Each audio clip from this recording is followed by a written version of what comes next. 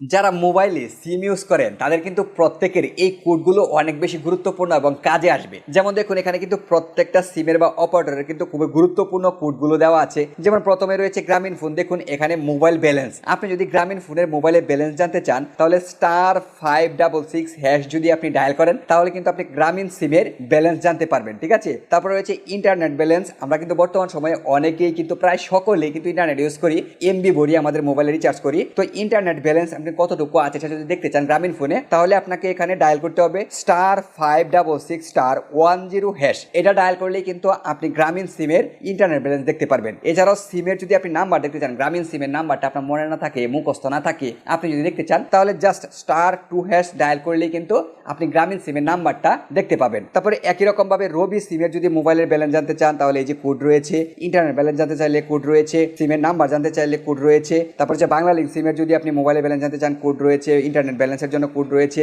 সিম নাম্বারের জন্য কোড রয়েছে। একই রকম ভাবে এয়ারটেল এবং টেলিটকের কিন্তু রয়েছে, অর্থাৎ খুবই গুরুত্বপূর্ণ। এই কোডগুলো কিন্তু আমাদের সবসময় মুখস্থ থাকে না, মনে থাকে না, আমরা খুঁজে পাই না, বাট আমাদের প্রায় সময় কিন্তু এই কোডগুলো অনেক বেশি গুরুত্বপূর্ণ হয়ে পড়ে। আমাদের প্রয়োজন পড়ে আমরা ব্যালেন্স জানতে চাই, সিম নাম্বার দেখতে চাই, তারপরে হচ্ছে ইন্টারনেট ব্যালেন্স দেখতে চাই, তখন কিন্তু আমরা পারি না। সো অবশ্যই এই ভিডিওটি আপনার টাইমলাইনে আমি শেয়ার করে রেখে দিন, অনেক বেশি কাজে আসবে। যখনই প্রয়োজন পড়বে ভিডিওটি দেখে আপনি এই কোডগুলো দেখে কাজে লাগাতে পারবেন।